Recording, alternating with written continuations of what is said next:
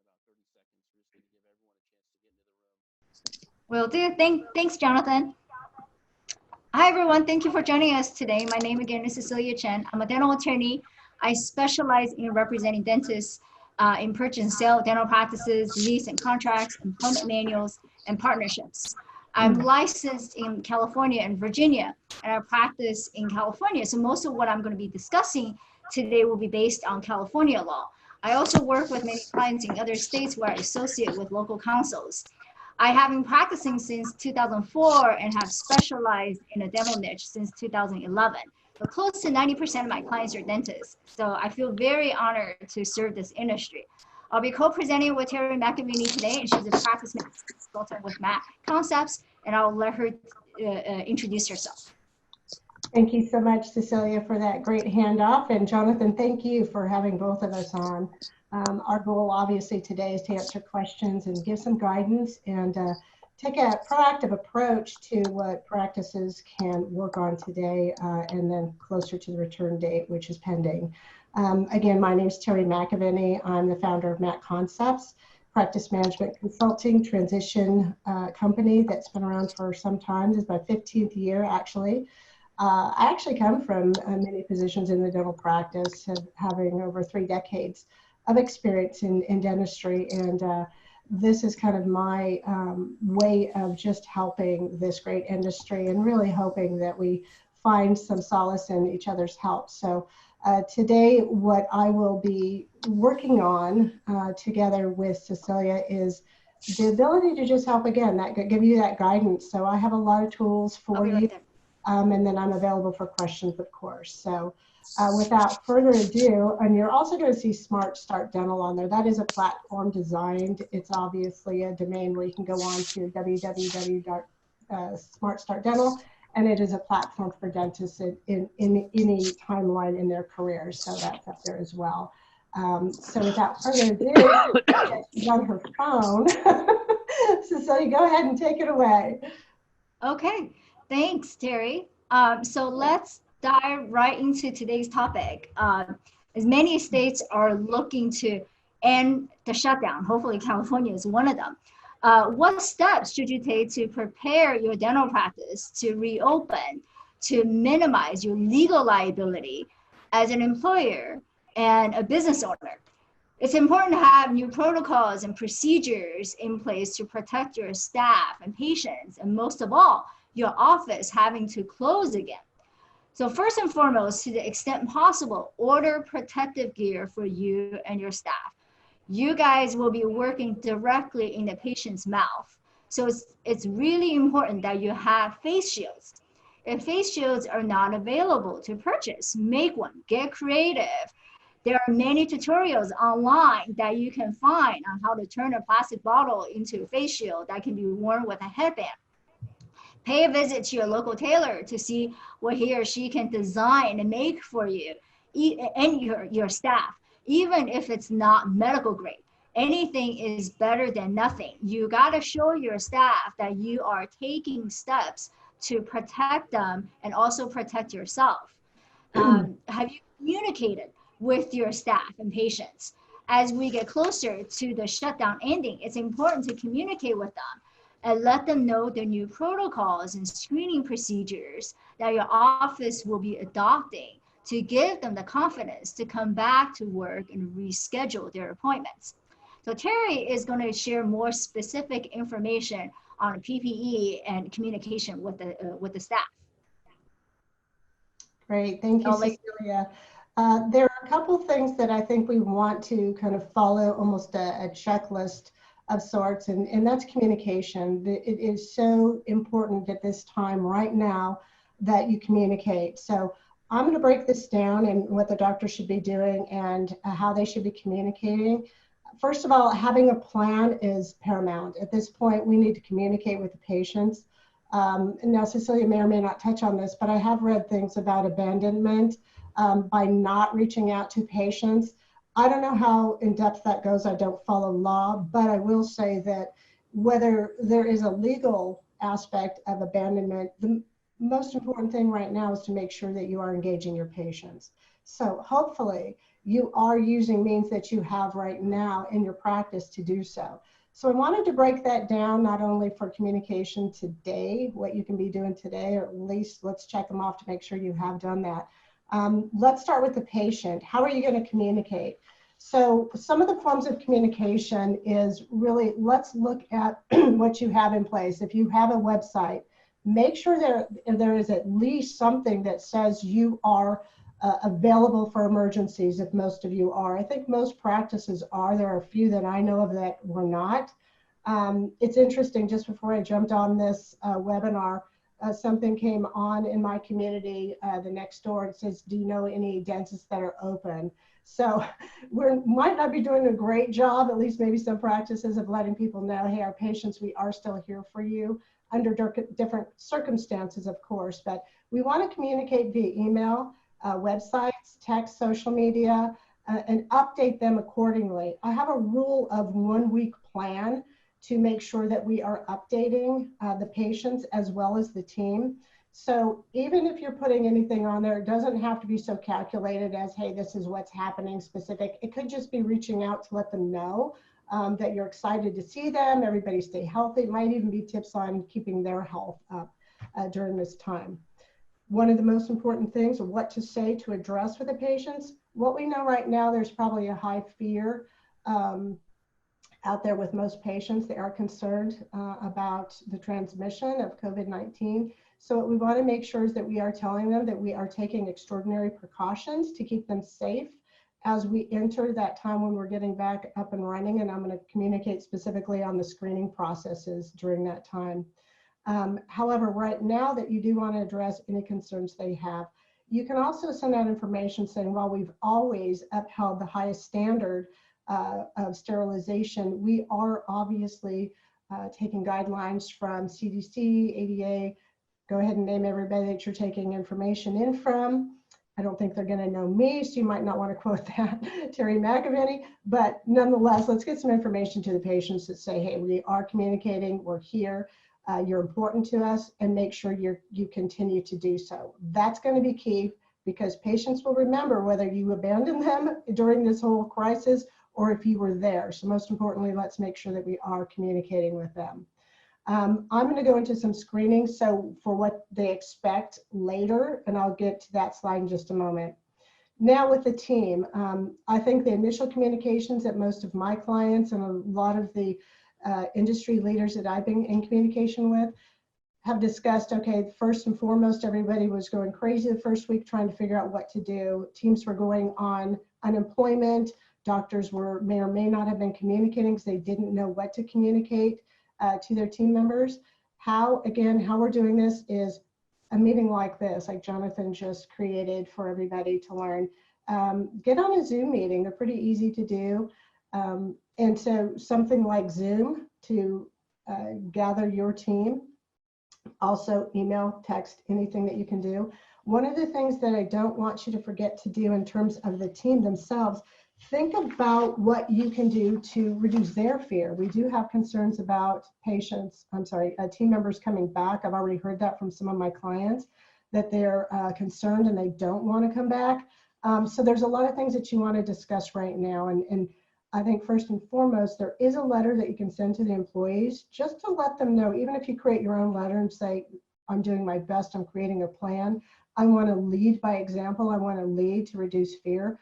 I want to make sure that what I'm doing right now is to make sure we all have a very safe environment. So there is a plan in order.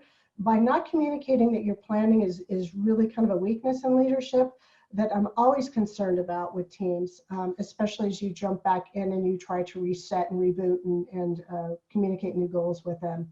So there is an employee consent form that Cecilia is going to go into greater detail on further on in this webinar. Check on the patient, or check on the teams with their well-being, make sure that their families are good. Ask them about maybe a silver lining, what's something good that came out of this downtime for them. I'd like to also communicate something in regard to regaining their purpose. I mean, there are so many people out there that are thinking, gosh, should I come back? How do I come back into this? We must communicate with our team members that we are considered essential workers. And one of the most important things about being an essential worker is understanding our purpose. We're not just in here hopefully to collect a paycheck. Most of the team members, from my experience, from all of the coaching I've done for many years, they fall under a certain category. I don't know if many of you follow DISC, but generally most of the team members will follow the S category, and that's steadiness. They're generally loyal employees. They don't like a lot of change. There's something really great about the S-type personality trait. I think as long as you regain their purpose and let them know how important it is to get back out there and care for the patients, maybe they'll come up with a feeling of a repurpose of what their career is like, granted in conjunction with a safe environment. So some of the things that we're going to discuss, there are many, many things out there in terms of guidance. There's an ADA summary of guidance during COVID. You can go on to the ADA website. I think this is something that I am asking my clients to start sending out. It just gives them some educational information about how to continue forward and educate the team so they understand what's happening. So that's on the ADA website. It's called ADA Summary of Guidance During COVID-19 Crisis. I do suggest you go on, grab that, very easy to look at. And I think if you are going to leave, give them some information so that they can be educated, because we're going to have a whole nother reopening protocol that we're going to introduce, and they're going to need to know how to answer some of the questions. Additionally, interim mask and face shield guidelines, that's another one, just again, good information. And then COVID-19 coding and billing interim guidance for those team members, for those that are looking at some other ideas in terms of billing. This might have to do more with the teledentistry, if many of you have jumped onto that. I've had kind of hit or miss on clients working on the teledentistry, but I think it's important for you to look at. We're going to talk about PPP, PPP in addition to coming back on board. Some doctors are saying, okay, I've got PPP money. What do I do? What can I engage my team to do right now? Whether you are working with a partial team, one or two team members in the practice, or whether you are already, if you've already received the PPP money, it might be a good time to start giving some systems and some guidance. I'm going to talk about that right now under the category of adjustments, team tasks, whether it's remote or otherwise. But some of the things after analyzing practices for many, many years, some of the systems that come up as general weaknesses really stand as basically the recare systems. There's always room for improvement on that. Purging some of the inactive patients, because one of the things that we do know is that with the data that we receive in order to help us enhance our practices, it's important to have that data clean. And the data is not going to be clean if we're not going through and activating patients. Our active patient base is all over the place. So go ahead and start inactivating patients. My rule of thumb is 3 years to do so. I'm sorry, I'm taking a look here at some of the information. Can everybody hear? Don't know if there's an echo. Sorry. Yeah, sorry, Terry, I'm an echo. I was on mute. I apologize. So a few people have commented that your sound is good, and some said it's a little bit muffled. I think you're possibly a little bit further from your microphone. It's fine. I think everyone can hear it. It's just a little bit echoey. But, you know, everyone out there, I appreciate your time. Zoom is so new to all of us, and you know, getting acclimated and getting the proper equipment in place. Terry, you sound fine. Most people can hear you fine. I don't know if there's proximity to your microphone, but we should be good. I'm sorry, my eyes are darting over, and I'm like, people can't hear me. Okay, so let me get back to some of the things that are important in the systems. Let's break down some systems that generally I find are a little bit light or on the weak side. Let's make sure we're working on our recare system, call patients that are past due, scheduling them, even if we know that we're coming into either, gosh, the unknown in terms of scheduling, get them on your radar anyway. It's important to just go ahead and schedule them out in advance. We can make those adjustments. This is, again, some of the communication that we're going to have along with the team and the patients, that there may be some adjustments. I anticipate a slight wave of movement in regard to scheduling anyhow. So We'll utilize the ASAP, quick call list, whatever your system allows. Let's utilize it, but let's get patients back on the radar. This is our best recovery mission in terms of maximizing our systems. Okay, so that quick call list, utilize it. Go ahead and schedule patients out. Let them know if there's any shift. Let's get them back in. One of the things we don't want to disregard, we don't want to just go tunnel vision on COVID, meaning let's just keep talking about COVID. Let's talk about the patient care. Let's talk about their health. This is where you're going to bring in what is important to you and the patients. That's what they need to learn from you, why we need to control disease, why we need to keep you healthy. So we want to continue to go that direction.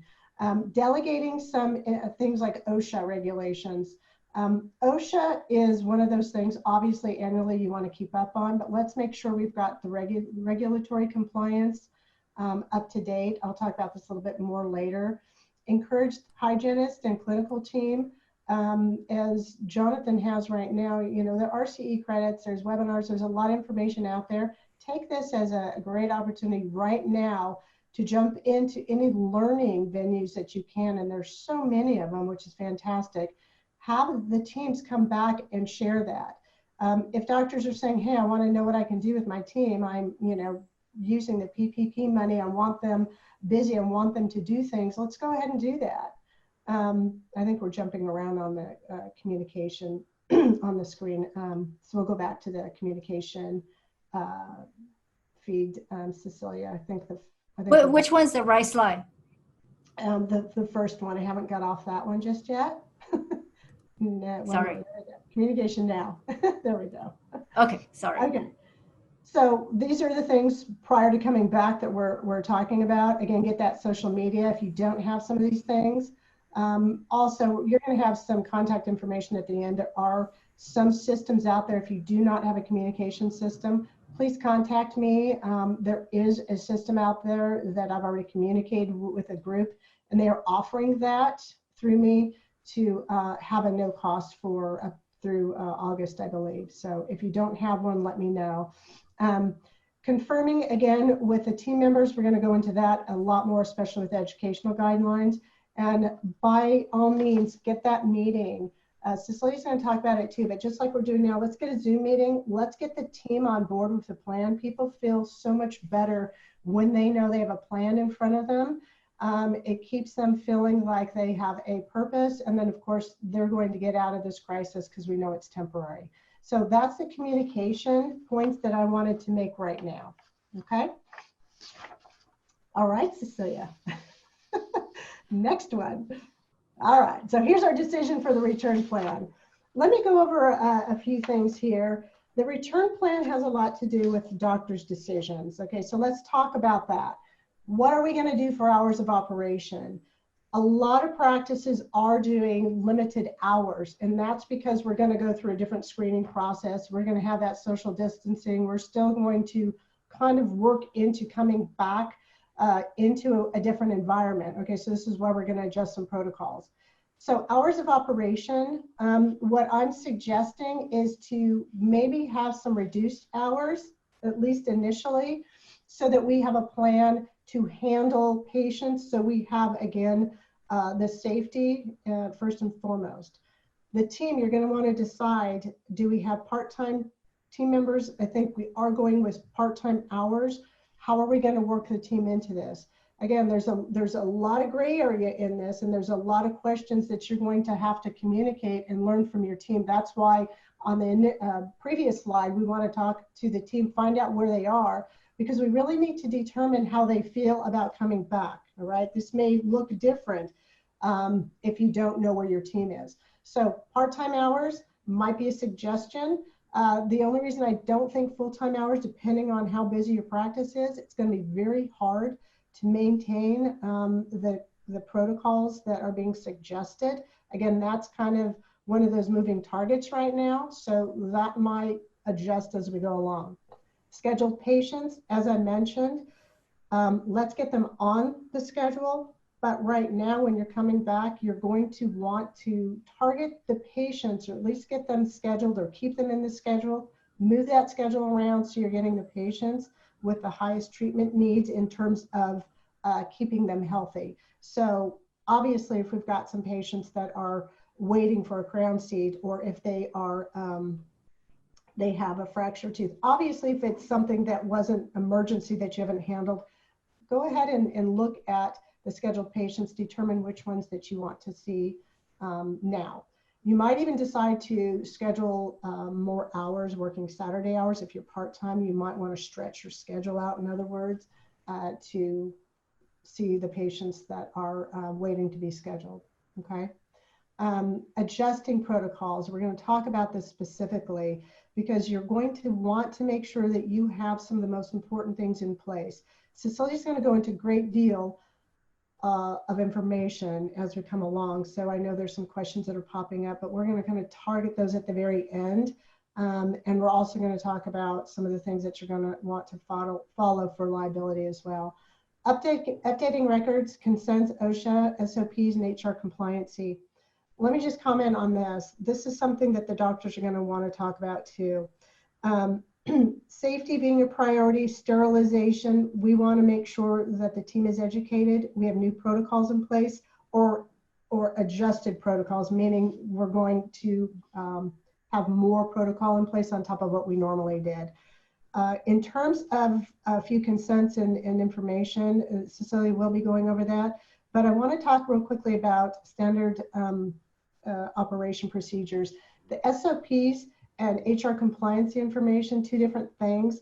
There are SOPs, a lot of practices don't have them, and there are websites out there that have templates to make sure you have them. Right now, again, as that downtime, go over those and make sure that you have them in place. I have a lot of practices when I analyze, they don't have that information in place. What are standard operating procedures for ABC? Look at that. It's a very lengthy template, but worth going over in order to have your team on the same page. This is the best time right now while you have downtime to make sure that you are going over this. It's a great training opportunity. Additionally, employee manuals, things like that are very, very important to have. Most of the practices, I would say 95% of the practices that I analyze do not have them, or if they do, they're outdated. So very important to look at.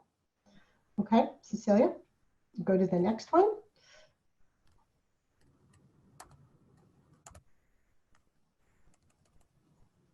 Hold on. All right, let's talk about return. This is all what we're all been waiting for, right? Let's get back to work, all right, even if it's on a part-time schedule. First and foremost, let's talk about what we're going to do in terms of communicating with the patients. There's going to be some information sent to the patients via email. Right now, there's an office policy regarding COVID-19. I actually, it is, I'm going to show it to you on the screen here. You can go on the wage and hour division. This is something, I don't know if you guys can see that. If you don't already have a copy, go on to the government site, wage and hour. This is something you should be posting already. Sorry, I don't have that pop up on the slide.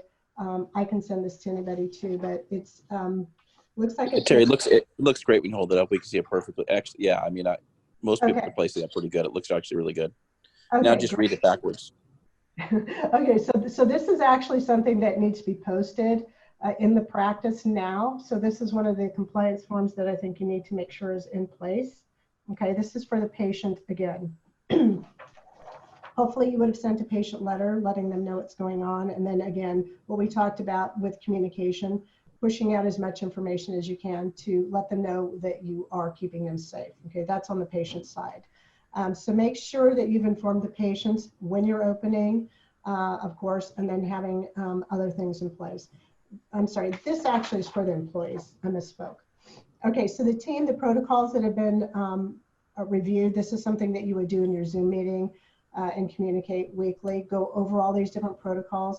The more information you can send out right now to the team, some of those things that I've already mentioned, I have probably 3 or 4 different resources that I think are very valuable to be sending to get the team up to speed on some of the protocols, okay? Now, new protocols for the patients. We're going to talk about that in screening. Cecilia's going to elaborate as well. But on the team protocols, let me talk about that real quickly.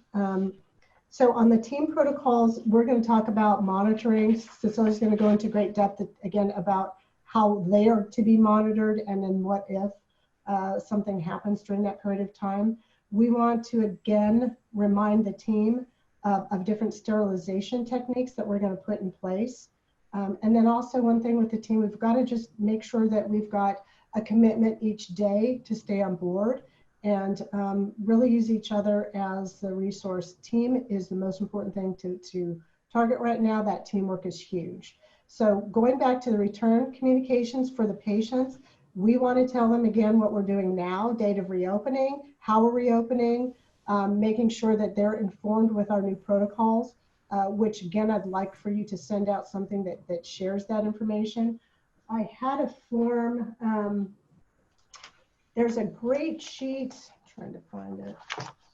I can send it, but it's basically, and you can create one too. It's just say, hey, this is what to expect when you come in. We're going to call, etc. That's going to be my screening processes, which I'll go over in just a moment. So Cecilia, let's get to the next slide. I think we'll go into that a little bit more in depth. So office procedures. This is something I want to make sure that we are communicating. Again, regularly disinfecting your office. I want the communication with the team in regard to the patients when you're telling them, these are always standards we've always followed. We're enhancing those standards. Some of the things we're going to be doing, keeping all doors open during business hours. And then the effective disinfectants. There is a link right here that you can utilize. Again, share any of this with the team because I think it's important. Also, when you're looking at making a list to purchase, might be a good time to look at that as well. So copy that link right there, and that should help you on some of the office procedures. Again, in addition to your standard operating procedures, you're going to want to add some of these things in here, okay? That and then PPE, which we're going to go into in just a second. Okay, Cecilia? All right, let's talk about PPE. So the personal protective equipment, now, again, if you share this with the team and the patients, I don't know how much you feel you want to share with the patients, but nonetheless, I think it's important for them to know. I think people are actually getting very good at understanding what's important out there in terms of this. I mean, everybody's walking around with a bandana or something around their face, if not an N95 mask. But let's go over this because I think this is very, very important to make sure that you're targeting this. The N95 mask is obviously something you're going to want. The face shields, goggles, obviously Cecilia, she already mentioned some DIY ones if you can't find them. I also want to share many of my clients that are incorporating this. I've done several surveys. What are you guys up to? What are you doing? This is very, very important. Gowns, shoe covers, head covers, and also plexiglass in the front office. I wanted to let you know, in terms of plexiglass in the front office, Office Depot actually has this plexiglass that you can get. And there's different sizes, so they have a list of different ones. They're on basically a something that it sets on. So it's not as though you have to drill into your granite or your countertops. It's actually something that's just placed. So there's different sizes. I encourage you to, I think they start at a little over $100. I encourage you to go on their site or go to an Office Depot. They're still allowing people to come in and out of there, but they do have that for your front office. I like the idea of the plexiglass for obviously communication, so at least it's shielded. All of this is going to look really good to the patient, saying, hey, we are going to great measures to protect our patients. So not only are you communicating that through your email or communication, social media, whatever you're using, any form, letting them know that in advance is going to be very, very important. Okay, so PPE, let's go over this. Again, there's another sheet that you would be sending to the team as well, so they have a little more information. As I mentioned earlier, the interim mask and face shield guidelines, all of this, the more information that they can communicate over to the patient is going to be very, very important to share, because they're going to say, well, okay, what should I expect? Or I'm very nervous. Let me share what we have done, okay, to make sure that we have gone through all measures. That's how you're going to communicate with the patients. Okay, so let's go to the next one, Cecilia.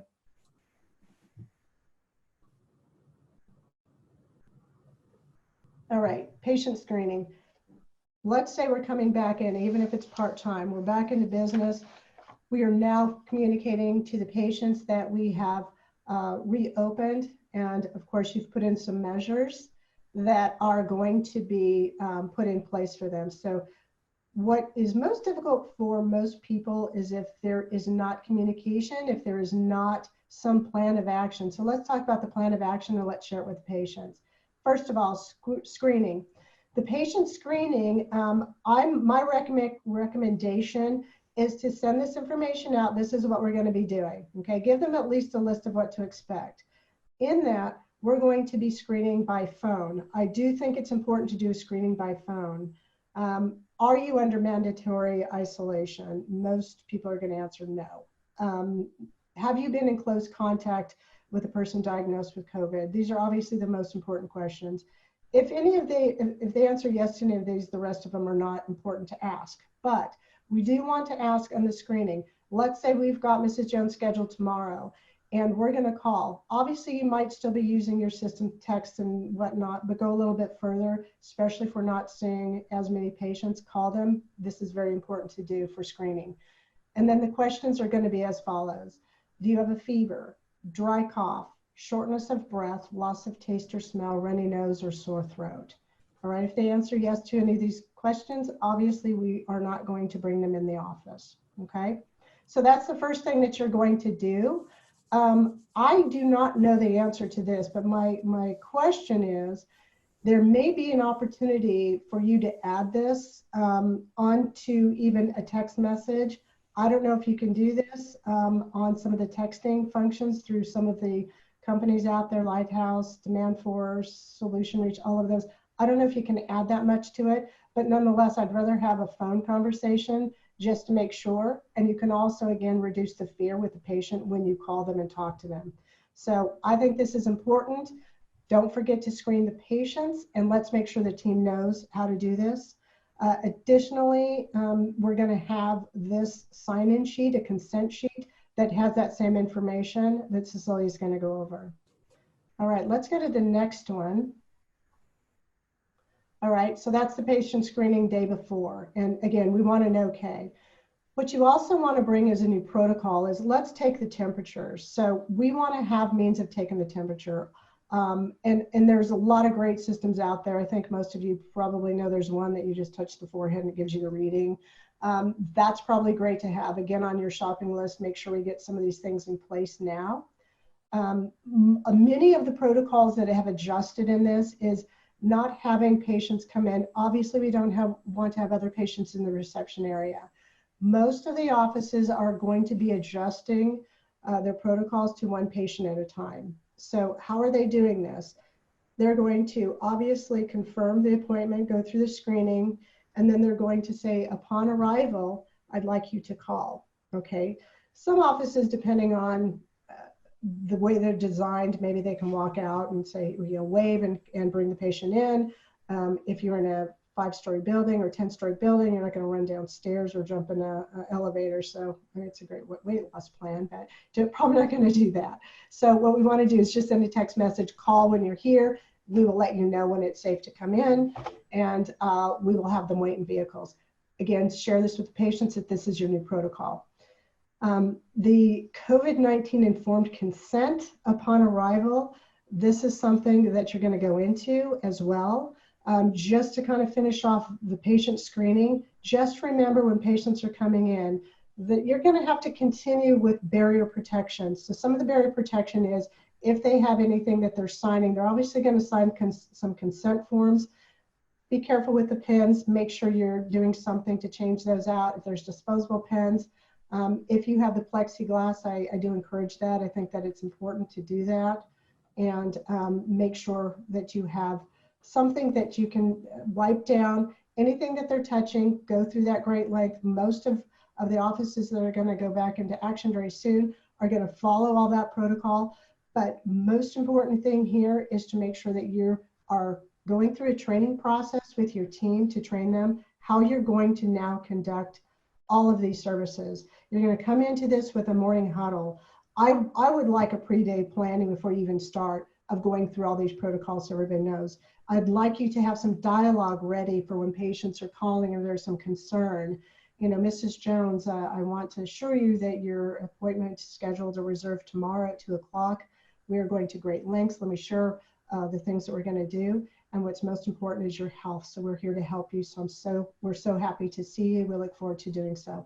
Any dialogue that you can have in their toolkit is going to be ideal for them so they know how to handle any questions, concerns, and we minimize the fear so we can get patients back into our practices. So I'm going to hand it over now to Cecilia. She's going to give some great information on some of the informed consent and some of the things to do in this regard. Cecilia? Thanks, Terry.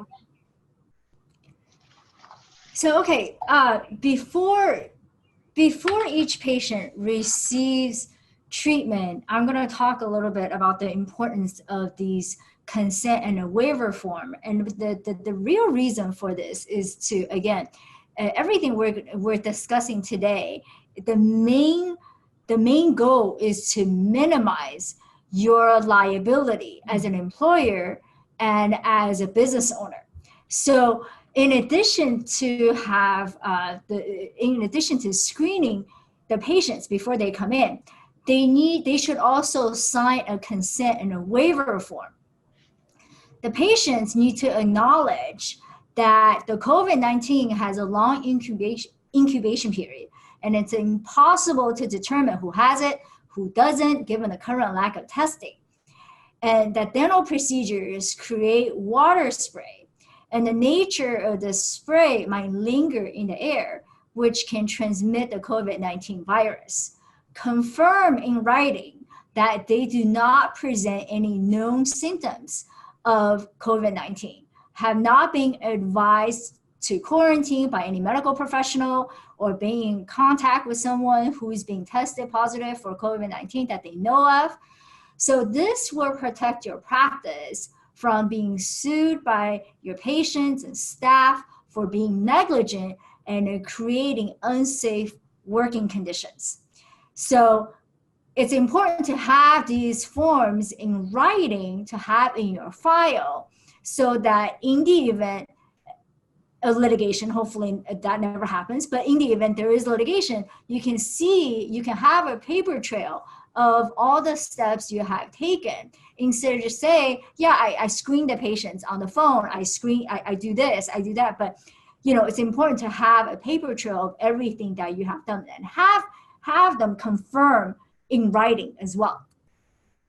So employee, before the staff comes back to work, as Terry had mentioned earlier, I would suggest that you hold a Zoom meeting with all your staff, check in with each other, discuss the new procedures and protocols that will be implemented in the office, and also send them a screening questionnaire to fill out before they return to work as well. The same questions that you use to screen the patients should also be asked of the staff if they have any symptoms, being in contact with anyone who's being tested positive for COVID-19, etc. And when they do return to the office, have them sign a consent and a waiver form. You should probably send it to them ahead of time so that they have read it before they come to the office, and tell them about it during your Zoom meeting. Have them acknowledge and agree in writing to follow the new guidelines that you have implemented for the office. Confirm that you don't have any, confirm that they don't have any symptoms themselves, that you as the employer has the right to screen the staff for symptoms before each shift to protect the patients and other employees, other staff. And most importantly, have them consent to work at your office and acknowledge the potential risks involved by being in close and direct contact with infectious secretions from patients who might have COVID-19. And acknowledge, again, the increased risk of contracting the virus by working at your office and providing treatment in the practice. some of this might be, it might seem to many people like, well, of course, they should know that there is an increased risk. Of course that, they shouldn't come into work if they have any symptoms. But again, there is an importance to have things in writing, to have them acknowledged so that they can't later say, no, I actually didn't know that. I had no idea. I didn't know the risk I was taking on to come to the office. So, these are important forms to have in place to protect your practice from being sued by your staff for creating unsafe working conditions. And that, they can't later claim that they didn't know the increased risk, that they are not being, that they are being forced to come into work, etc. So, these are all important forms, acknowledgments that really is important to have in place, to have your staff, have your patients to sign and have them on file. I know it's going to be a lot more work when you reopen your office with all this paperwork, but it really is important they are designed to protect you and minimize your liability as an employer, as a business owner. So now I'm going to discuss the extremely unpleasant topic of what steps to take if one of your staff becomes infected with COVID-19. Let's all hope that never happens, because all the screening procedures, all the new protocols that you had implemented, that nobody gets infected, right? But in the event that it does happen, what are the steps you need to take as an employer, as a business owner?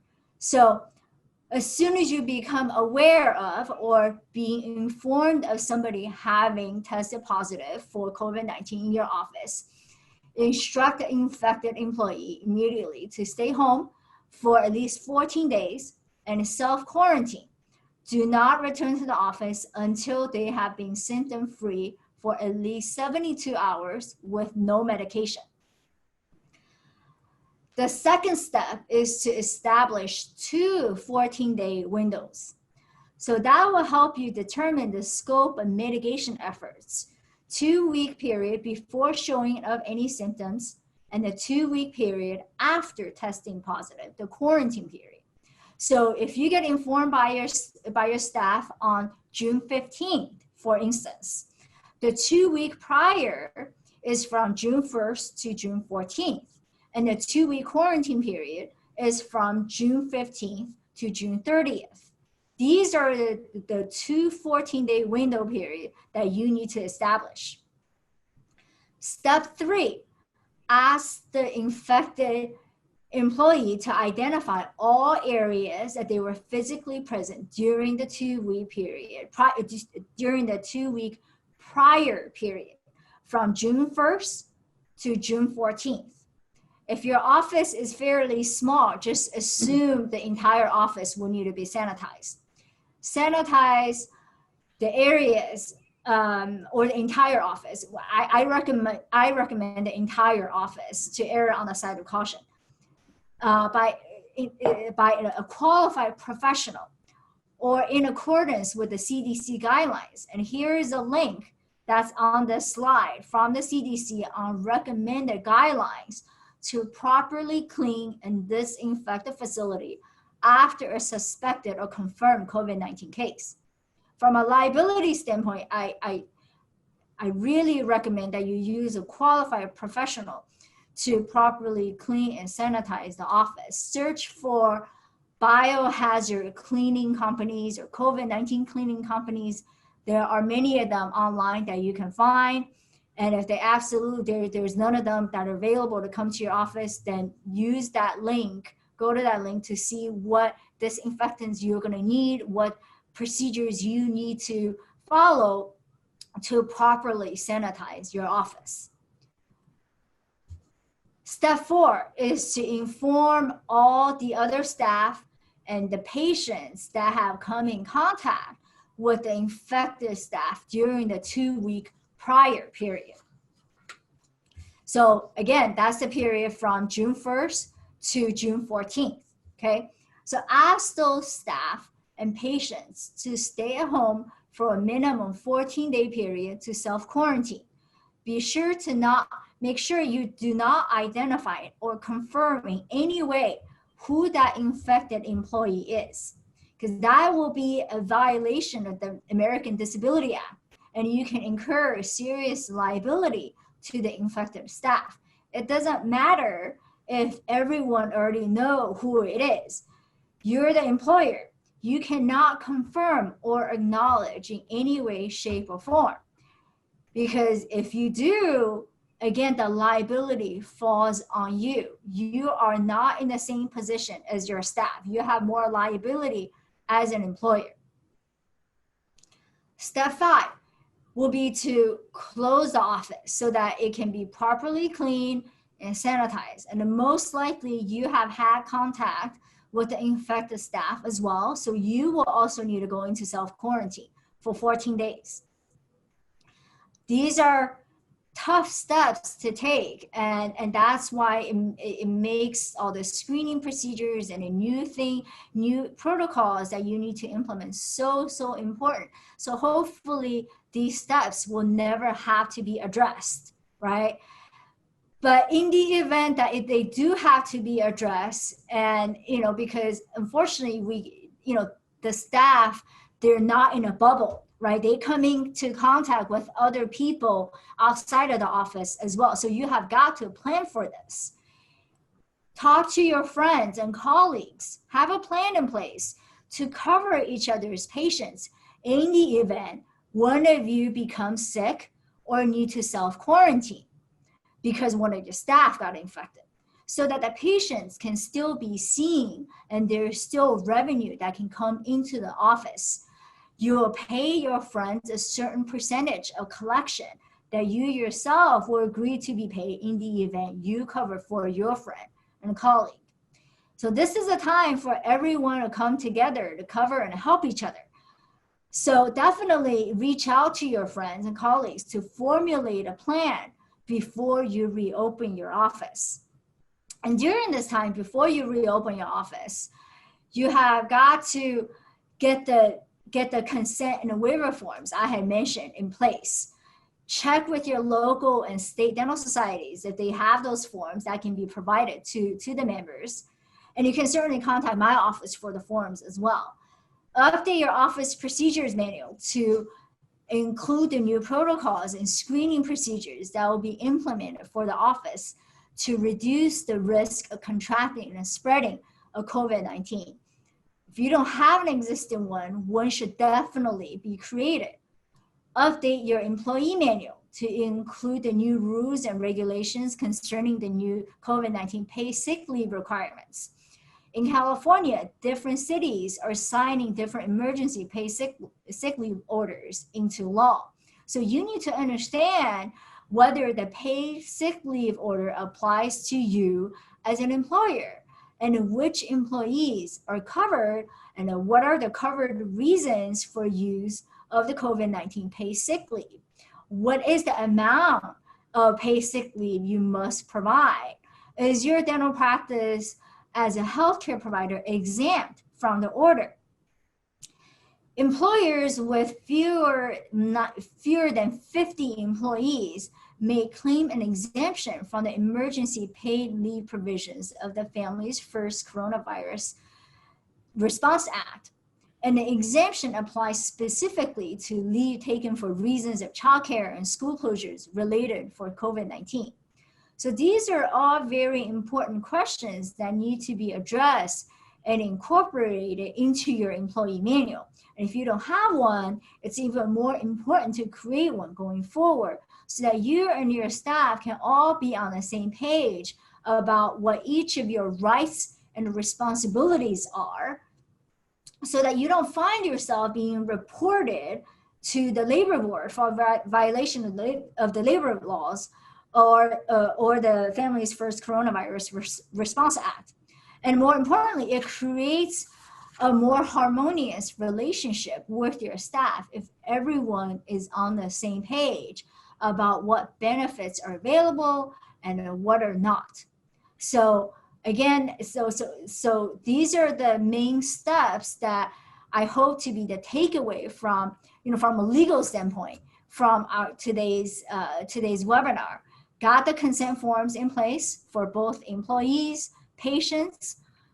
Get your office procedure manual in place. Get them updated if you already have one. Create one if you don't already have one. Get your employee manual updated if you already have one, and then create one if you don't already have one. So I hope both Terry and I have been informative, and we'll be happy to take questions. But I do want to put out a disclaimer that given the information guidelines are changing daily, I might not have all the answers about the paid sick leave law without doing more research.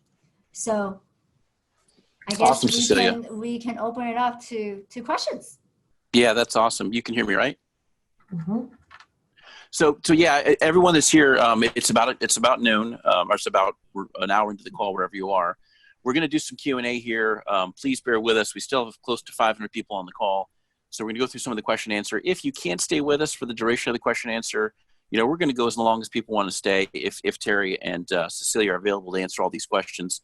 If you do need to check out, you still are qualified for the CE thing for this first hour. So with that being said, I'm going to go ahead and read some of the question and answers. And I do want to say that we do have Spencer Wesley here with us.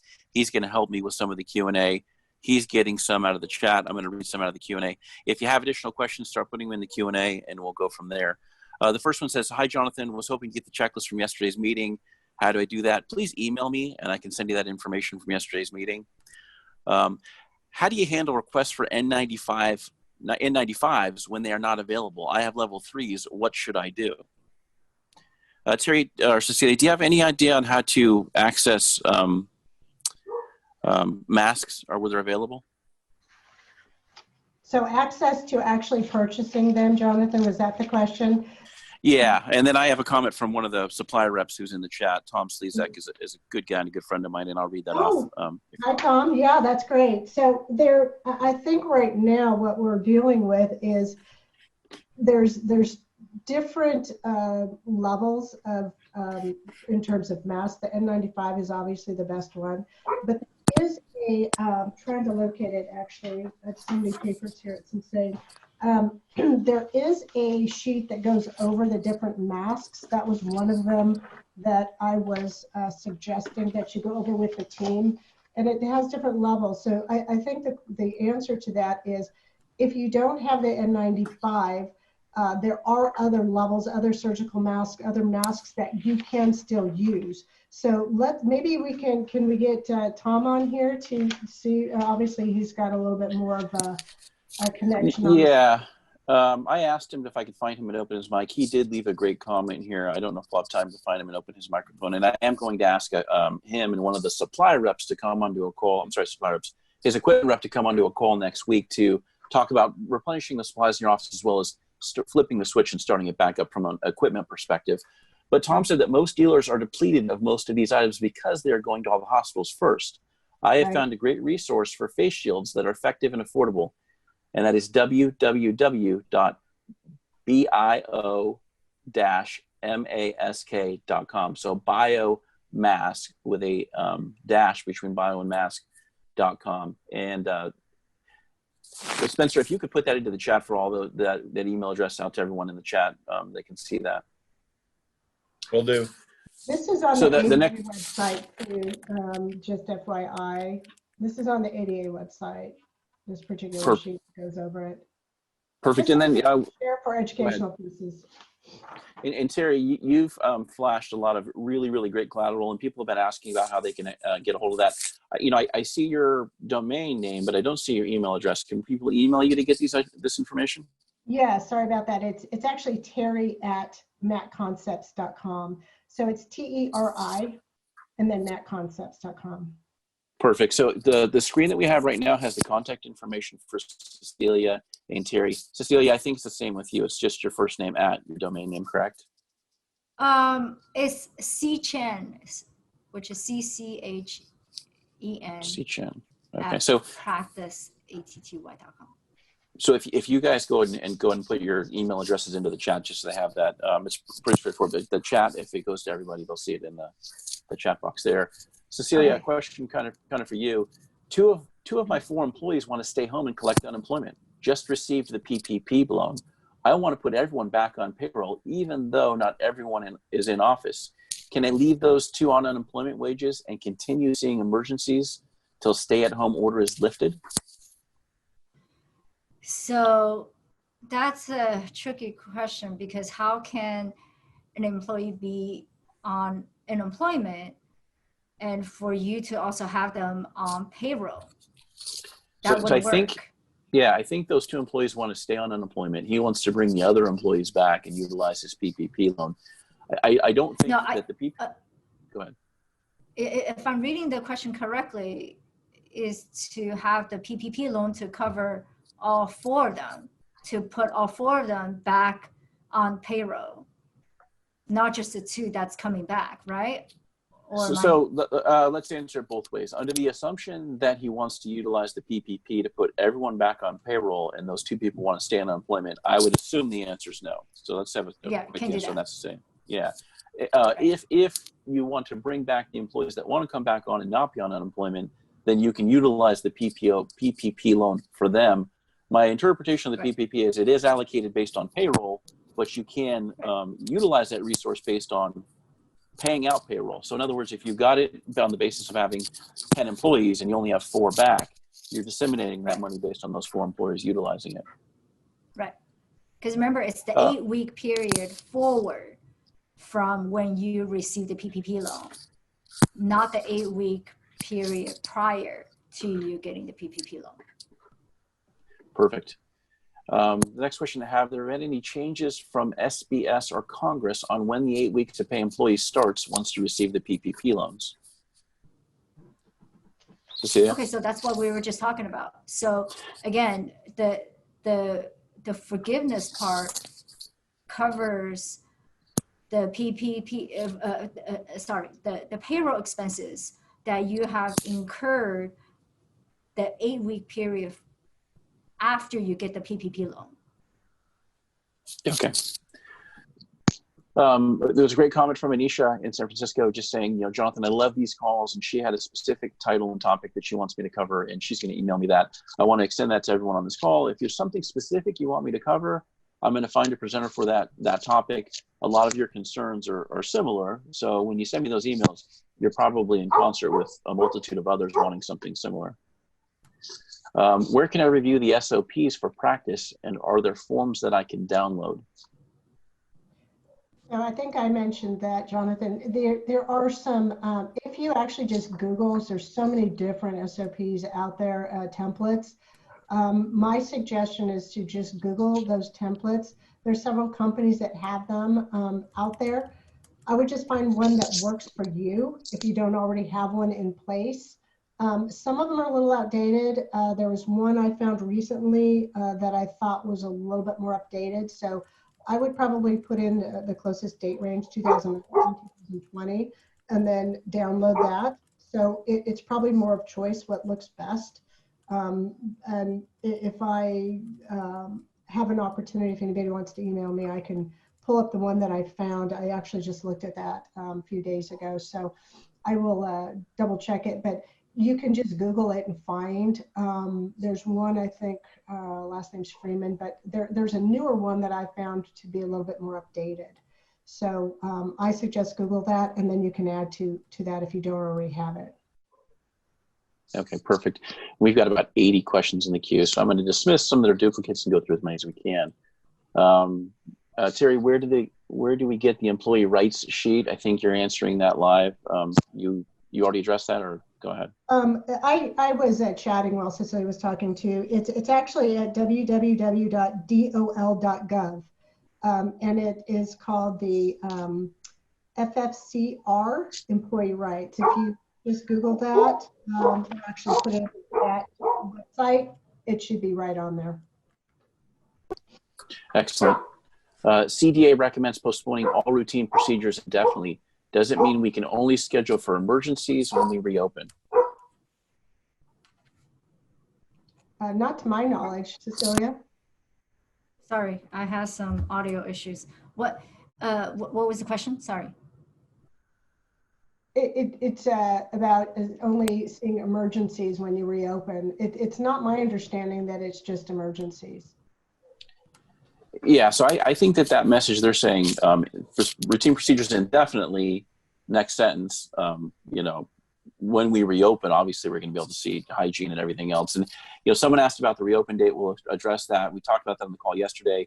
I think that states are going to do that in phases, and those phases are going to have tiers of restaurants and businesses that can reopen in tiers. I think the first thing is going to be the parks and the beaches, and then we're going to have disseminated that it's going to be restaurants. And there was a unique thing on with the president yesterday saying that tattoo parlors and gyms have moved up in this hierarchy of things to reopen, and then talking about the people that are pushing to have those things open. So I think my interpretation is that we're going to have dates that things can reopen in phases, and then we'll see once dentistry is reopened, they're going to disseminate who you can see. But I would assume, like Terry and Cecilia are saying, it's going to be for all procedures, not just emergencies. Right. And I did hear today, Jonathan, just real quickly, from one of my resources, it looks like Colorado and Wyoming are actually opening up, well, Sunday, if anybody's working Sunday, but as early as this coming week. So I found that to be quite interesting. And those doctors are more concerned about, obviously, all of these other things that we talked about today, the liabilities and whatnot. So some of them are starting to go into reopening. And I think, going through this very slowly might be important. Some of the guidelines we talked about today, one patient at a time. And while I'm on talking right now, I did see one question: how do we get credit cards from the plexiglass? The plexiglass pieces actually have an opening on the very bottom. So it's shielded, but there's an opening. So just so you can pass papers or whatever you need. So there's an opening, just to answer that question. Okay. Somebody suggested N95s aren't available and out of stock. I would suggest that website that Tom Slezak, the Patterson rep, so kindly gave us, and I think that Spencer put that into the chat, so that came up for you. Are shoe covers and head covers mandated, or is that a suggestion? That's a suggestion. Okay. And we talked about this, Terry, on the call yesterday and today. There's the perception of being sterile and non-transmittal, and then the reality of it, and the perception does feed the reality. So it's going to be interesting as we reopen if people are spending extensive amounts of money on all these different items to give that perception versus what's necessary and functional, and things that give the appearance of making us a more sterile environment. So on a future call, we might have Terry have you back on to kind of talk about what best practices are as far as HEPA filters and plexiglass, and item by item what people are going to be utilizing, because we don't want people spending tremendous amounts of money to reopen their office on things that might not necessarily be needed. Well, I see Spencer, this. go ahead. I'm so sorry, Jonathan. I see this as also a marketing tool. I know a lot of doctors are looking at it that way. One way to market your practice is to kind of be that cut above. These are all the things that we're incorporating. So I think that's one reason it's being, people are going to that extreme by sharing everything that they're doing. Correct. And then somebody just asked the question, perfect timing, for the PPE recommendations, are these guidelines or actual regulations? For example, the plexiglass, is this for optics or actual regulations? So, that goes hand in hand with what we're talking about here. Terry, do you feel that they'll disseminate actual guidelines versus what we're kind of theorizing right now as to what people would want to see, or what's going to happen? Yeah, I mean, I think most of it's just decided by optics, and of course, what's most important. The guidelines that I'm seeing so far, and again, this is kind of one of those moving targets right now. As we get closer and closer, we're all in a learning mode right now. We all have a learning curve. So some of this is not necessarily mandated. I'm not seeing true mandates from my end of the mountain of research I've been looking at. But plexiglass, no, it's just a suggestion. But the other things, of course, the other barriers like we've always used, I think that's different. That's the PPE that we're getting into now. is just going into more suggestions, but how do we work on a level of safety? And I think Cecilia did extremely well explaining some of the reasons why we want to follow these recommendations. I personally haven't seen true mandates. I might not be well versed on that just yet, but I'm not saying that as mandates, but obviously, just like we've always done, masks, gowns are a good idea. Anything that has splatter, we're talking about aerosol, we're talking about all those other things. That's why the isolight's important. We've got UVC, we've got HEPA filters. A lot of that is not mandatory. It is just suggested. So outside of our regular SOPs and standard operation procedures, I don't think any of these other things are absolutely mandated as of right now. And one of the things with these calls is if it's not mandated, then we are sharing, best practices, the things that we can utilize to the consensus feeling of what we should do and not do. And, one of the things I'm cognizant of is I don't want people to go out and be spending a lot of money on things that are potentially not needed. So I guess the best answer to that question is nothing's mandated yet. If it is, I will help to disseminate that information through this platform with the assistance of Terry or someone that's able to come on and help us. So stay tuned for that as we get close to reopening. As far as the front office staff goes, should they be wearing masks or PPE? The front desk and the front office, Terry? I believe the masks are fine. They're not in an environment generally where they're gonna have to worry about too many other things. I always think, obviously anything, glasses or whatnot. Remember that again, this is, if they wanna wear masks, unless there's a big distance, some offices have a pretty good distance. If it's 6 feet, I think they're okay not even wearing a mask, but it depends on how close they are to the patient. I still suggest that social distancing in the practice itself, if at all possible. These are just extra measures that we're taking. So again, there's no mandate whether they should wear that. I think the plexiglass, then you don't have to wear a mask. I know I'm a little bit of a Starbucks fanatic. So the Starbucks in the grocery store, which is the only place I've gone, does have plexiglass, and they have now removed the masks in addition. So as time progresses and cases reduce, you're going to probably see some of those things back up a little bit, if that's helpful. So I would say masks if you're pretty close. If not, you've got the distance. I'm just suggesting, I don't know, again, whatever the comfort zone is. It could be that the team member says, no, I'm wearing a mask, I'm wearing the shields, I'm wearing everything. I think you're going to have to kind of follow some of the concerns of the team. Perfect. And then two similar questions here. Greg asks, she mentioned shoe covers. I think not just for the staff, but what about patients who are tracking it in on their shoes? And then in conjunction, there's another question that says, what about family coming in at the same time for their appointments? So shoe covers for patients coming in and then family members, especially in a pediatric practice. Terry, how do we kind of filter that? Yeah, that's a great question, actually, because obviously children aren't we'll go leave a child in the car and then call them in. So I think what the ideal is, if it's a family that's been quarantined together, it's a little bit different, especially if it's a parent that has 2 children they're taking to a pedo office. I think it's okay. You just want to make sure that your front office etiquette in the reception area, that you have everything wiped down every single time. Some of that's removing all of the different magazines, anything, if there was coffee or water, anything like that. It's basically having a very sterile environment. It's not going to look the prettiest, but we're just trying to remove anything that people are touching that we can't wipe down very quickly. So if that makes sense, we just don't want to pile up. There can't be 3 or 4 different families in a reception area in those cases. So one at a time, or as a family unit, that's probably fine as well.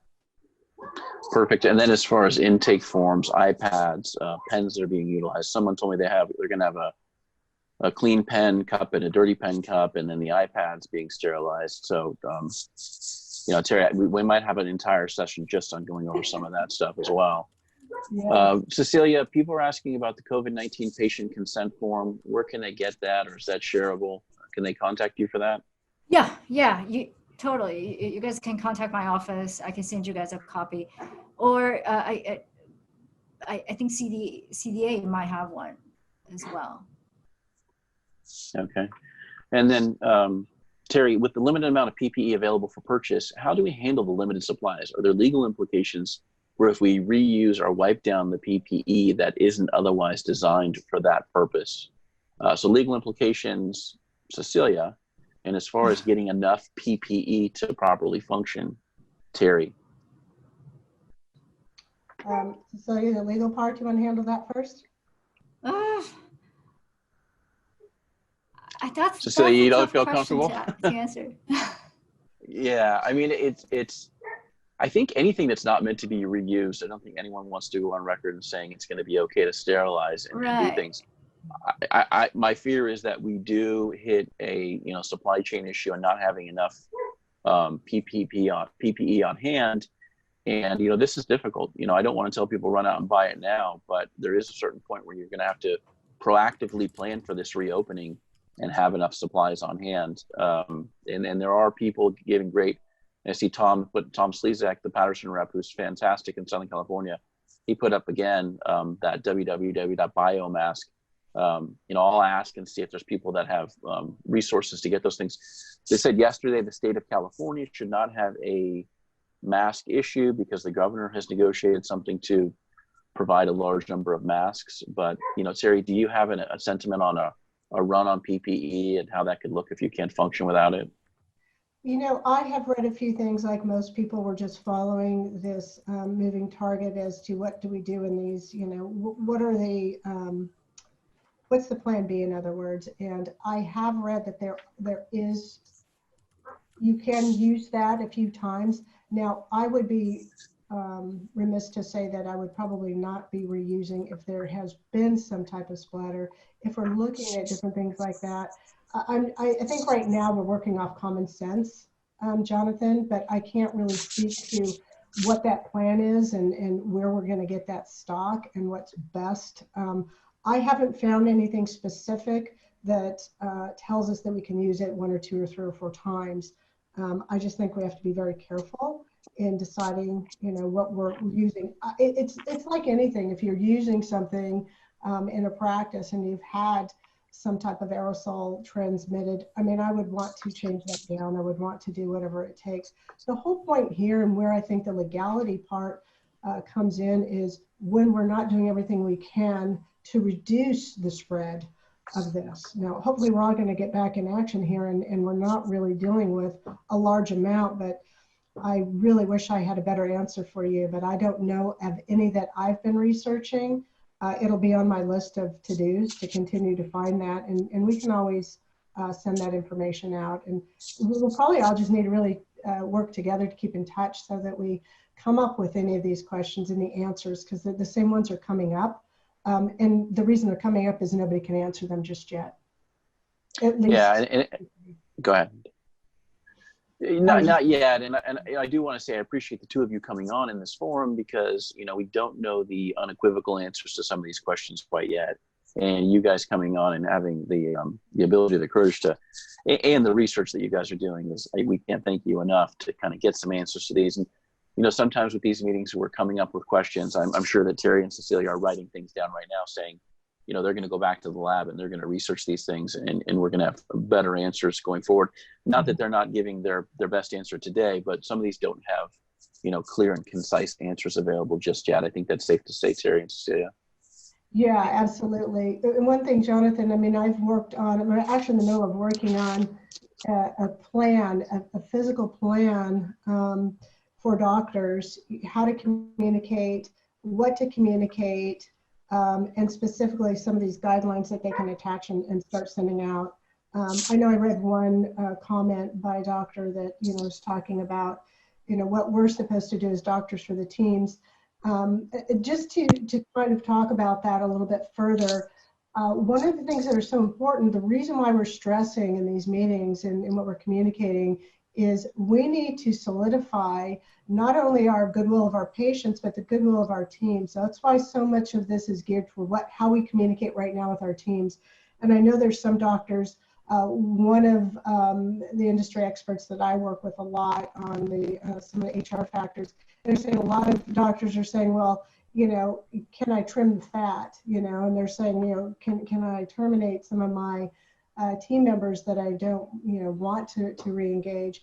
And it's a really difficult thing. It's just not, this isn't an open season to say, okay, we're going to eliminate certain people. You still have to be very, very careful. So while there's so many questions that, again, we'll just have to continue day by day, week by week to see where all of this ends up and more guidelines. The biggest frustration right now is we don't have clear and concise direction, not only from OSHA and CDC. There's still a lot of gray area in that. I know some of the questions coming in with PPP and the team, generally speaking, everything we've read is we have to, in order to have PPP forgivable, we have to have the same amount of team members in place.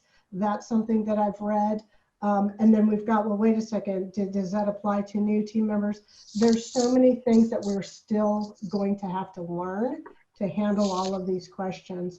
So the goal today, if I can say, so boldly, the goal today is to just give enough information that hopefully some of the questions are marked off of your question list.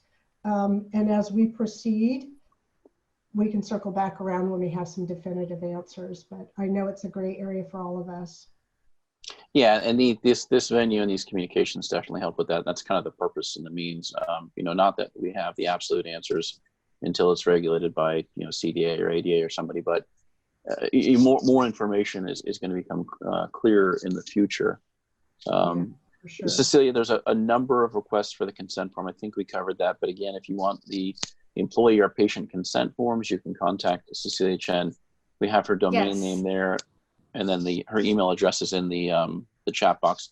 Spencer, if you want to punch into the chat box for me, go ahead. And they should be attached to the office procedure manual, so that everyone is on the same page about what forms need to be signed by the staff, what forms need to be signed by the patient.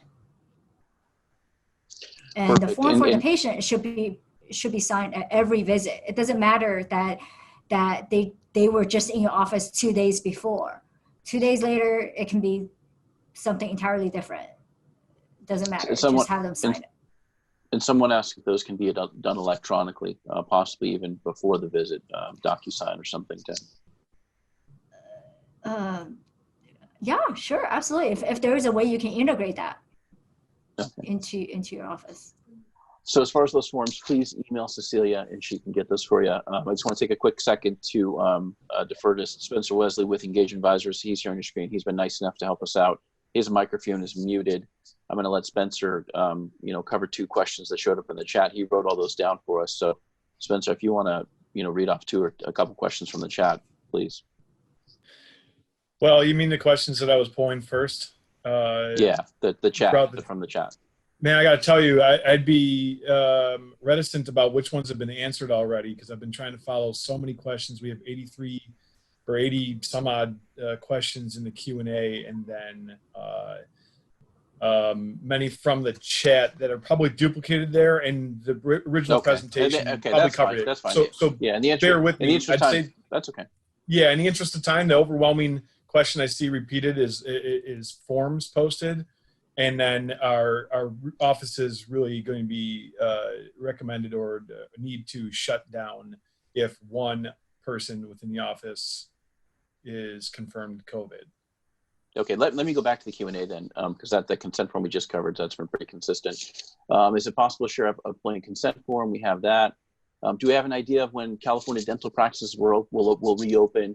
That's going to vary from state to state. As far as California, yesterday on the call, we talked about, June 1st. I think nationally, June 1st is a good target date. My suggestion is to continue to book your hygiene patients, get the practice productive and up and running. So when we do have that open date, that we have people coming in, we have these protocols in place, but we do have the hygiene book solid. Yesterday, people asked about, should we book double hygiene? And does that put too many people in the office? Terry, what do you feel about that? Double booking the hygiene and getting a lot of people in there. Yes. Go ahead. I thought about that because there's a lot of really busy practices. I do think you can do double hygiene if you're staggering. So on a staggered schedule, meaning if you have an hour time allotment for your hygiene, let's say somebody comes in at 8, then the other hygienist starts at 8:30. Stagger so you don't have people on top of each other and you have time to do all the proper sterilization. So yeah, if you're going to have double hygiene, that's probably the best way to handle the amount of patients, especially if you're a busier practice. So I like that idea. I think it still can be done as long as you have that staggering so people are distancing still. And when we can assume, Terry, that there's a bottleneck forming of patients that are needing hygiene and needing dental procedures. So, you know, there might be an initial rush of people that need to get in, you know, still cognizant of social distancing and the transmission of COVID, but they just need to get in. I mean, if you guys look at me, I can't wait to get a haircut. You know, I'm trying to bribe my hairdresser to come see me or meet me. I told her we can meet at Walmart in the aisle, and I'll plug one of those clippers in. She can do it right there in the wall, the aisle at Walmart. Around the next time you see me, you guys. Oh, it's my you guys my husband Harry looks like a baby chicken. I try to cut it, and it's just sticking out. I know, but he needs haircuts. So, and I want to mention Terry, that it might be a good idea to have special hours for your patients that are at risk. You know, have certain special hours and days for patients that are immune compromised or are at risk age group. So that can help a little bit as well. So just talk. So you're saying like 7 a.m. to 10 a.m. is more right. At-risk age group, just like the grocery stores are doing. We're seeing it exactly. Okay. And Terry, what do you feel about that? Do you have any comments on that? Take more precautions during those hours as well. Yeah, you know, I actually, that's a really good idea, Cecilia. I like that. I think anytime, and you will know your age group of your patients. I know some, Jonathan, you're probably aware of this, being in the transition world. You know, some practices, especially some of them have been around for a long time, they do have an aging population. Again, it's just another way that you can communicate with some of those, depending on the dynamic of the practice itself and the composition of ages and whatnot. Might be a good way to pick up the phone and call and let them know that too. But I like that. I think that it really does help kind of follow the guidelines of some of the other businesses that are still opening or still open right now. So that's actually a great idea, Cecilia. Yeah, maybe less foot traffic for certain morning hours. Cecilia, you're a genius. Right. Maybe less foot traffic in the morning for certain hours, and then increase that for the the different age population or different age bands to come in later. If an employee did get COVID during the lockdown, how about if an employee got COVID during the lockdown time? I think that's pretty straightforward. And so this is the questionnaire for you, and hand in hand with this. You know, we're going to have protocol for patients as well as staff coming in every day in the morning huddle to take temperatures, ask if they're feeling any symptoms, and then ask them to probably preclude themselves from being there. And then that being said, somebody's asking about testing. Do people consent to be tested? Is there a form that they can consent to be tested as well as the employees, or is that part of the form that you have, Cecilia? Right. To get the temperature. Okay. Temperature check. Okay. I mean, if you can get the COVID test, by all means, get the consent to test your employees. Okay. But I'm not sure how cost effective and practical that will be, though. Well, and it depends on what means of testing, right? Like an actual test or just testing temperatures, like taking as many measures as we possibly can. But unless we have a straightforward, swab or some sort of testing that we know unequivocally that they're COVID positive, it's going to be an interesting time. But I think that the form that you have just consents to some sort of testing, right? I mean, it doesn't specify what that is. It might just be temperature. Right. And it should be done before each shift. Okay. Maybe not each shift, each day. Yeah, someone said, can they insist that a person be tested? Not all doctors are testing patients. So if someone refuses to sign that consent form, Cecilia, how would you deal with that? Then it's your decision as a business owner. Do you still want to treat that patient? And possibly some language, Terry, just saying, we take, our patient safety in high regard. If you don't want to sign this form, we completely understand. But, we'd have to make a choice on whether we can see you or not. Right, exactly. Yeah, I think so. I mean, I think that there's going to be a lot of different ways of saying things, but I have a sense that if anybody is concerned, if any of your patients are concerned out there, the likelihood of them actually coming in, if they're that concerned or if they're at risk, my sense and my gut feeling is they're not going to be coming in. They're going to be canceling. They're going to say, no, I'm not going to come in until I feel it's safe. So there's going to be a number of patients that, again, you're going to have a little bit of a scheduling shuffle. And it's not as if we're trying to convince people to come in that, hey, this is, a great time to come in, just disregard what's going on out there. There's just some patients that are just not going to comply. They're not going to come in. So I don't think that you're going to probably fall under that I'm not signing this or whatever it might be. That's my sense. I think it would be very, very unusual. And if there's a refusal, there's, refusal forms for everything. So might just be a good time to say if you're uncomfortable, might be a good time for us to schedule you perhaps in June, July, August. You can also offer something else as a backup. Perfect. And somebody made the comment, what about offices with less than 5 employees? And, I'm not sure of the context of that, but I can tell you that they're looking at restaurants and they're looking at a spatial distancing in restaurants, maybe cutting out the number of tables available in half. So we have more spatial distancing. And there possibly could be something, Cecilia and Terry, if you have 1,000 square foot office, this is the number of employees and patients you can have in there at any given time.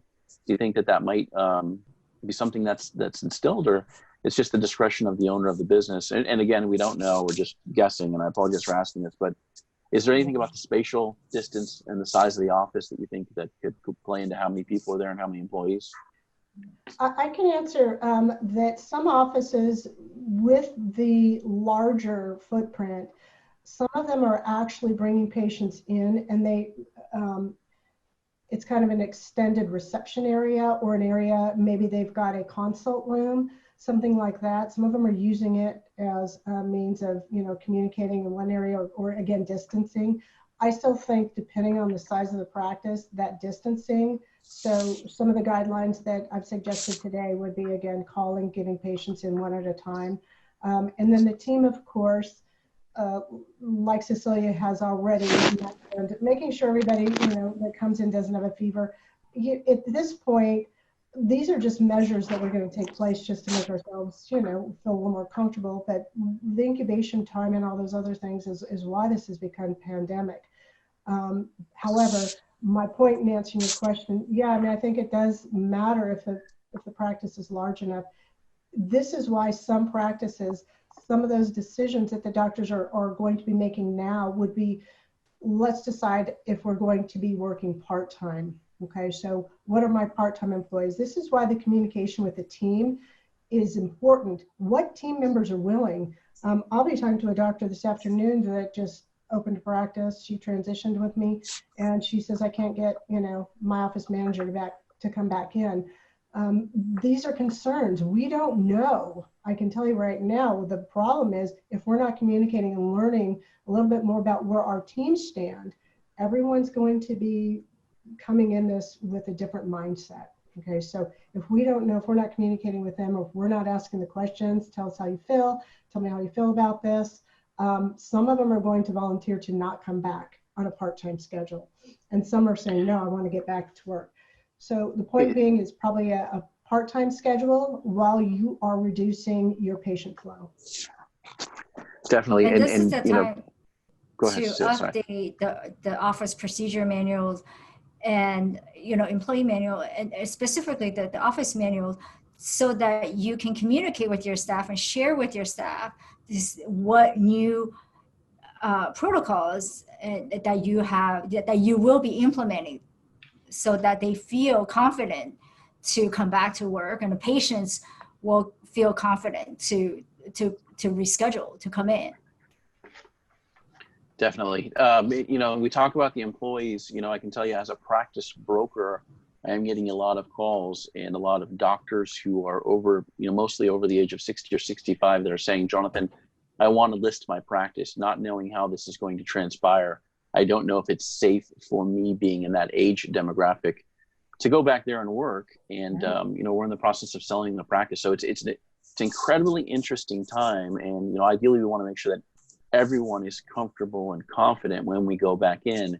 And you know, I think on these future calls that we have, and we're starting to figure out what I call best practices, not the practice itself, but you know, things that we utilize and what we're doing as on a consensus basis to help protect the patients and the staff as well as the doctor. So there's a lot of concerns there.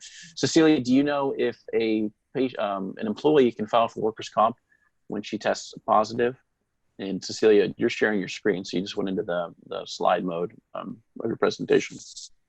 But workers' comp, if somebody tests positive for COVID-19, could that be a workers' comp claim? And Cecilia and Terry, please, if you don't know the answer, say, Jonathan, that's a great question. I'm going to do some research. I'm not. And we'll cover that on a future call. Entirely sure. Okay. If there is a way that, you know, it can be determined that it was definitely, you know, from work, that the infection was caught from work. Okay. So I don't have a definitive answer though.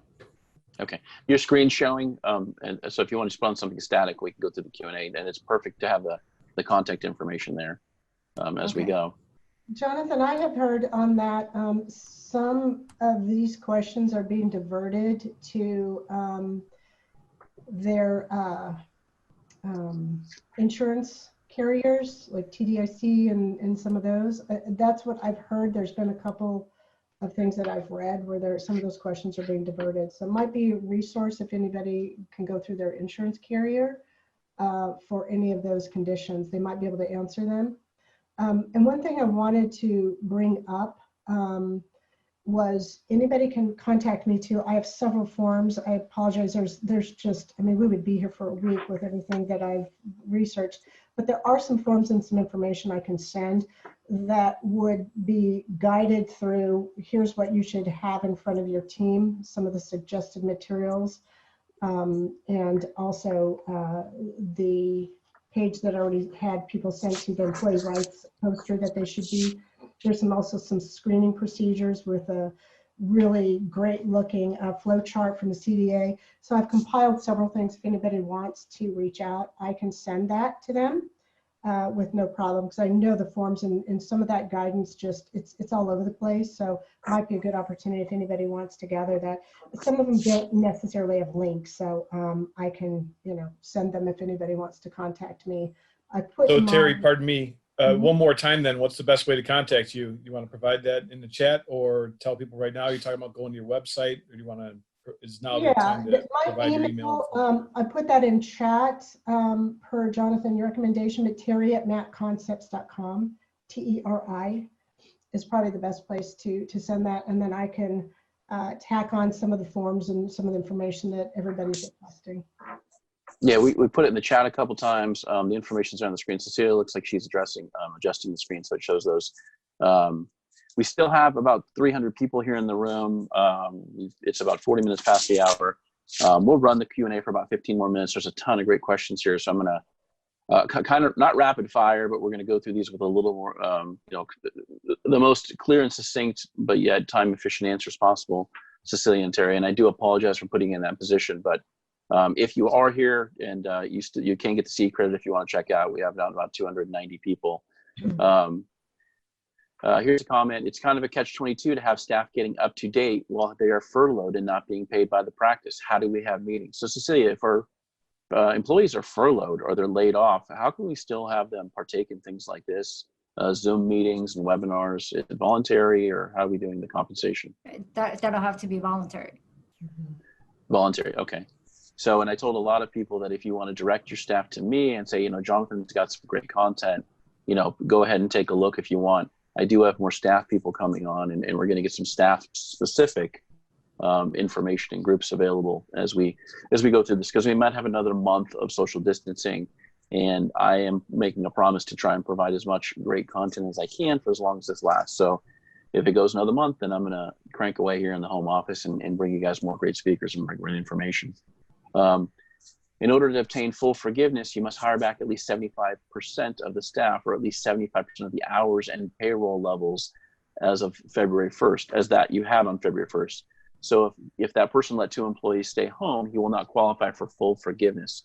I think that's what he was asking. So that's a PPP related question, Cecilia. Before I'll let you give some insight, we will have Drew Hendricks with Engaged Advisors on the call next Tuesday, the fireside chat with America's Dental CPA. Those fill up quick, and we're going to have a lot of questions, but I will write this one down, and Spencer will write this down so we make sure that one's covered there. Cecilia, do you have any information on the PPP and the obligation of staffing hours? I don't have the answer to that specific question. Perfect.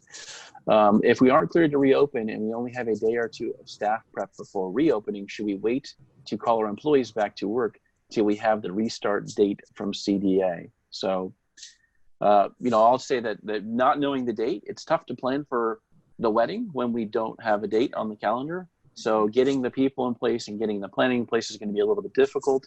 If we can get our staff to stay in communication, Terry, if you reach out to her, she's probably got some great ideas. We had a doctor that did a virtual pizza party.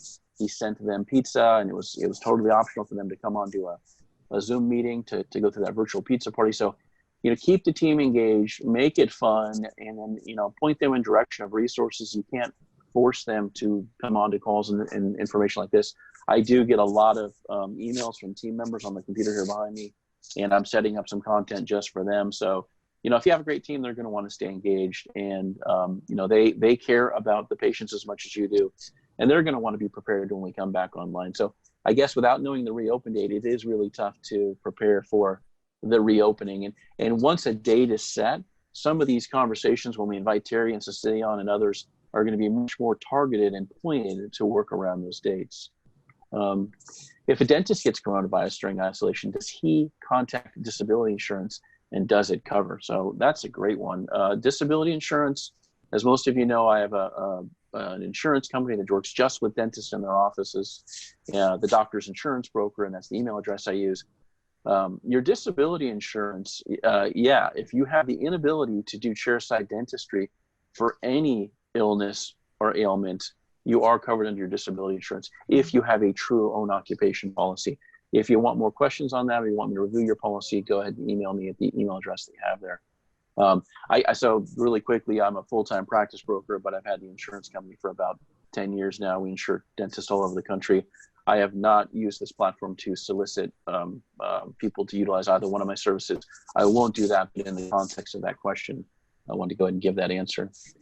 I receive unemployment and reporting 2 hours of work each week for the time I go in the office. I go to water plants, post checks, make deposits, run the lines, and any other office maintenance.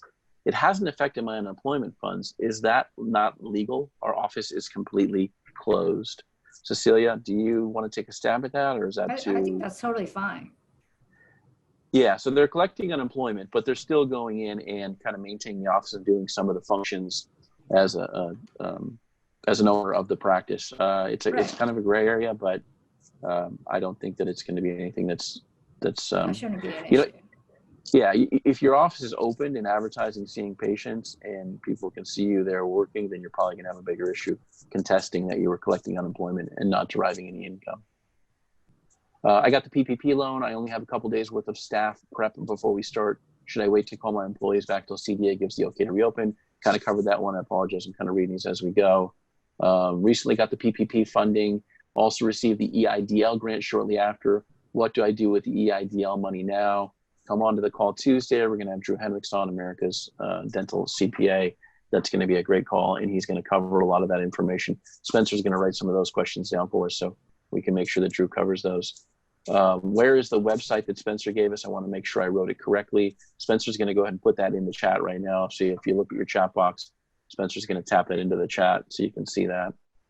N95 source from Patterson rep written down, please. Spencer, if you have that website that Tom Slezak gave us, if you could please tap it into the chat as well, and they can go ahead and see that there.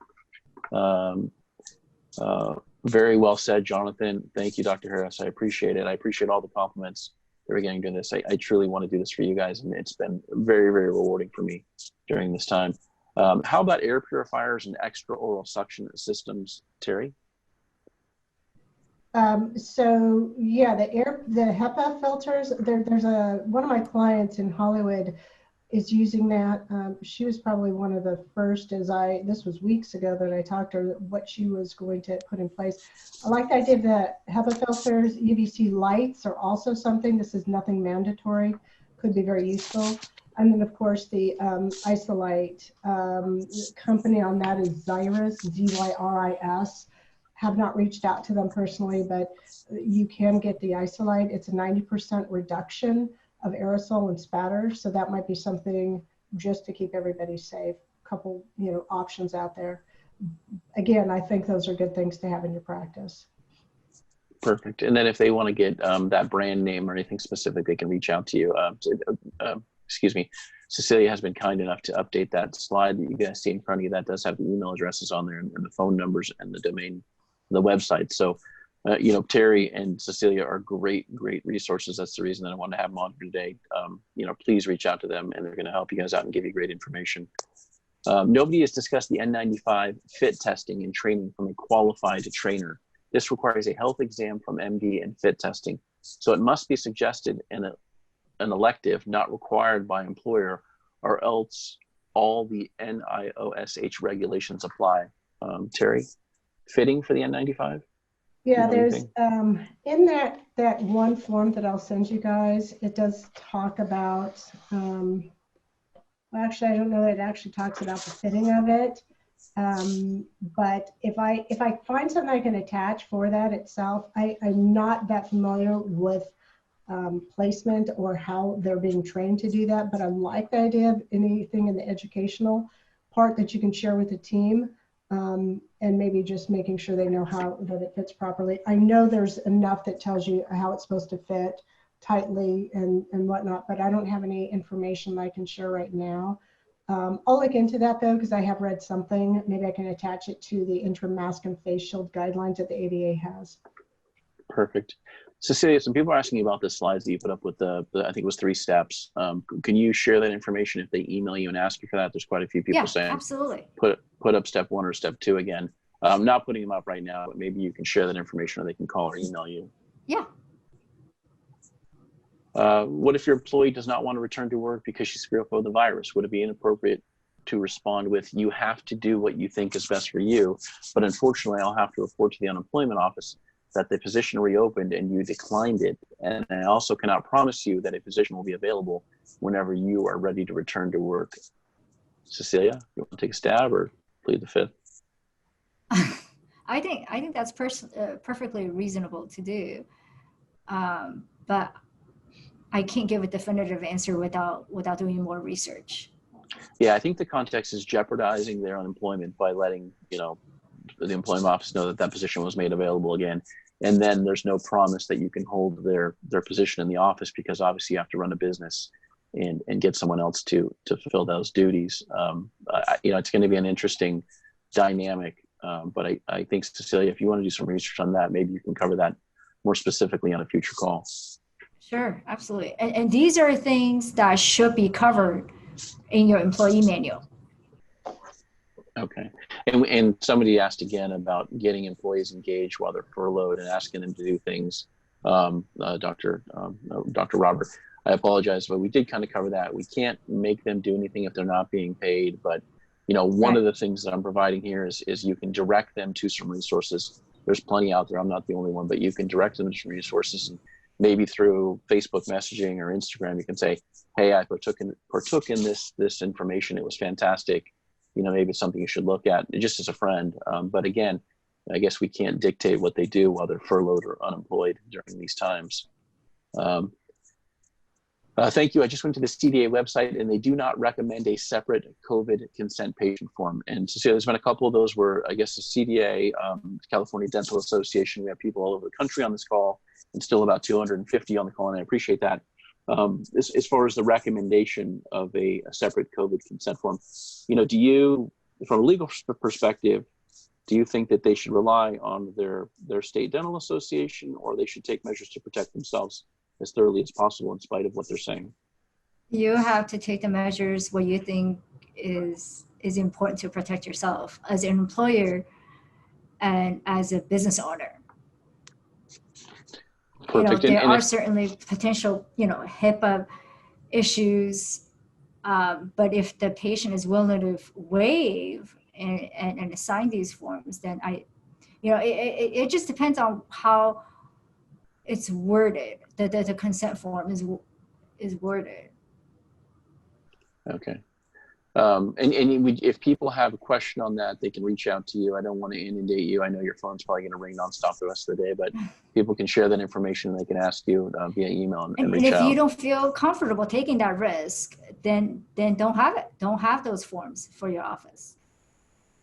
And then somebody's asking the risk propensity for older patients. Should we not schedule patients over the age of 65?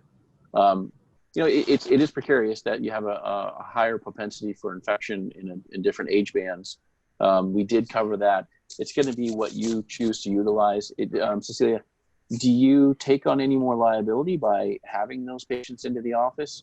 Or is that part of that consent form that they're coming in, they might be at a higher propensity for contracting something, but that consent form covers them coming in? Not see some patients because of the age group, because you can potentially risk a lawsuit for discrimination based on age. So you have to take extra precautions. Correct, but taking the extra precautions and then also having them sign that consent form. They're not waiving any privilege, but they're also acknowledging that you've taken the precautions and they're consenting that you're doing everything you can to protect them during this time.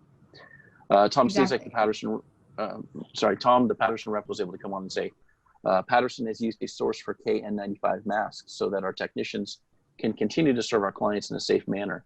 That website is www.covidppe.com. Then they've spent a good number of money on masks.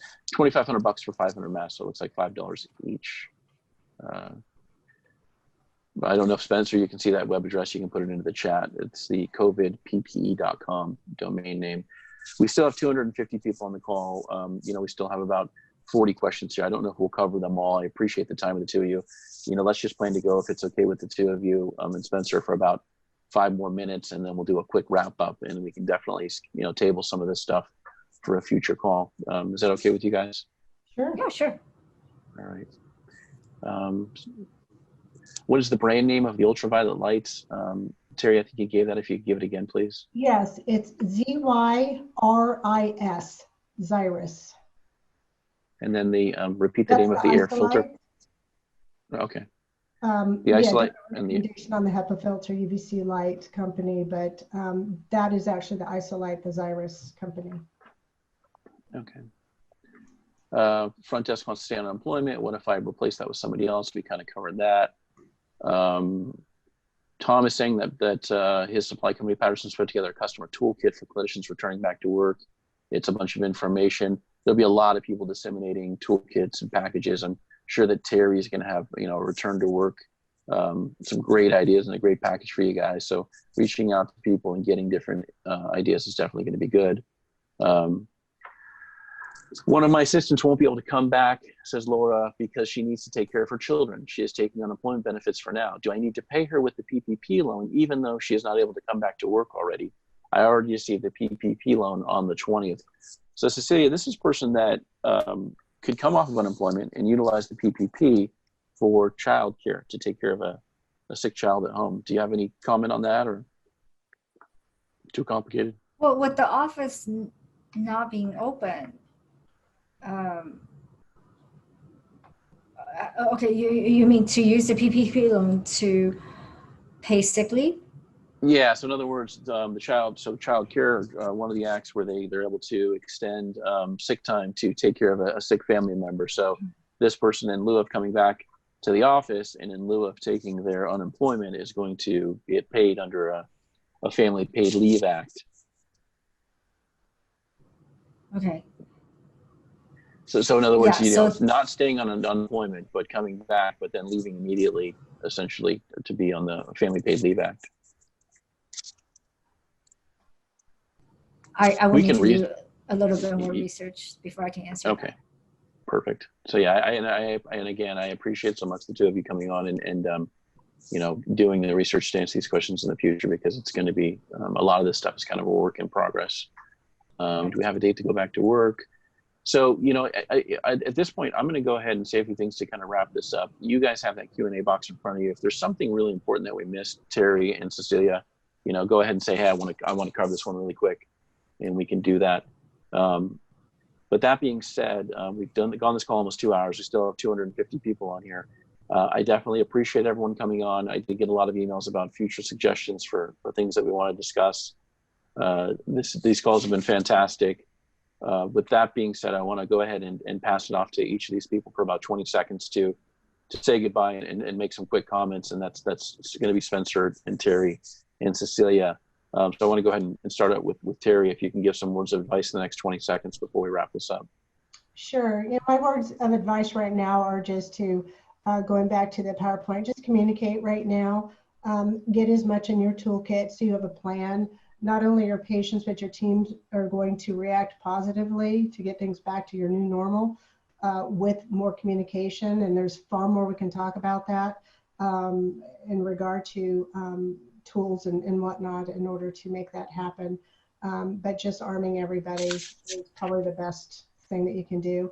Again, my information's here. Feel free to reach out. This is, you know, my give back to this industry that I've been in forever. And I appreciate, Jonathan, you being on board with making this happen, and Cecilia for also bringing me on today. Appreciate it. And best Thank you for being there. To everybody. Yeah, well, I appreciate Terry, and I'm probably going to ask you to come back on as this continues to do a couple more presentations.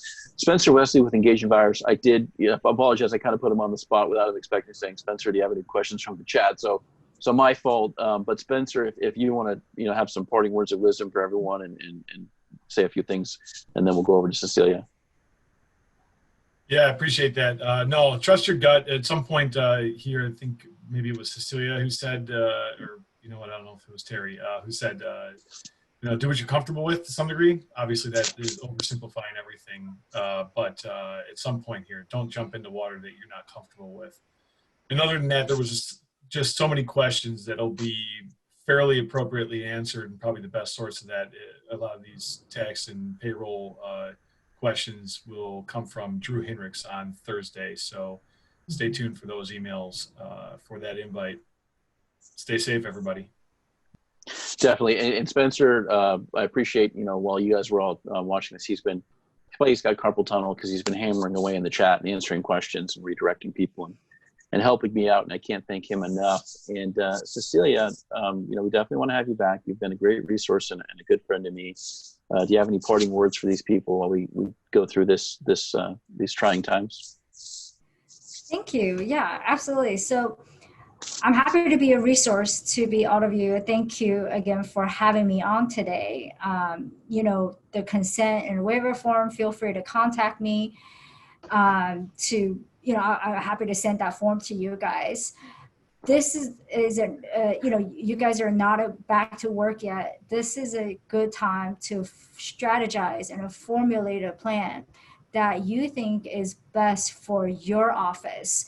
What protocols that you should adopt for your staff, for your patients, to ultimately not only protect your staff and patients, but you, most of all, your business, to minimize your liability as an employer and as a business owner. So, I can't stress enough the importance of updating your office procedure manual and employee manual. And if you don't already have one, this is the time to create one and have one in place to incorporate all these new protocols that you will be implementing in these manuals.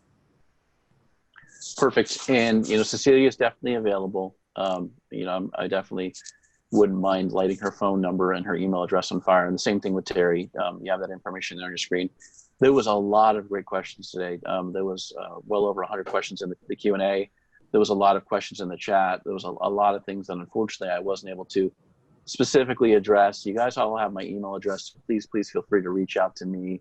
I do apologize if we didn't get all the questions answered, but you guys appreciate what we're doing here, and I see that. I get emails. Last night I was going through hundreds of emails of people just saying thank you, and I wanted to personally respond to everyone, and I still want to try and do that, but it is a lot of time and information. My contact information is Jonathan, JONATHAN, at the letter T, the letter D, the letter I, broker, BROKER.com. Someone just asked in the chat. Terry, Spencer, Cecilia, I can't thank you enough. With that being said, we're going to wrap up this call.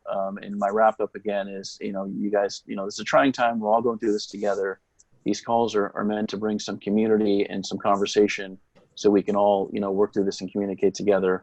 I do want you guys to, enjoy this time with your families. It's tough, but, enrich your lives with CE and information that we're providing here. Reach out to these people. They're waiting to help you out, even though that the offices are closed. And then, I am thinking about doing some breakout groups. So some of you reached out to me and said, Jonathan, I don't have a mastermind group or people to talk to, and we can't open all these microphones. So I might have a call where I can just bring everyone in and then segment you into groups of 10 to talk about different topics. And I'll probably invite some of these speakers back, like Terry and Cecilia, to kind of moderate or jump in some of those groups and kind of help out. It's been amazing. It's been fun. And again, the chat's blowing up with thank yous to Terry and Cecilia for all the information you brought us today. With that being said, I'm going to end the meeting here in about 10 seconds. It's time for the collective goodbye. Terry, Cecilia, go ahead and give us your goodbyes, and I'm going to go ahead and close it out. Thanks, everyone, for coming. Hi, everybody. Thanks. Thank you.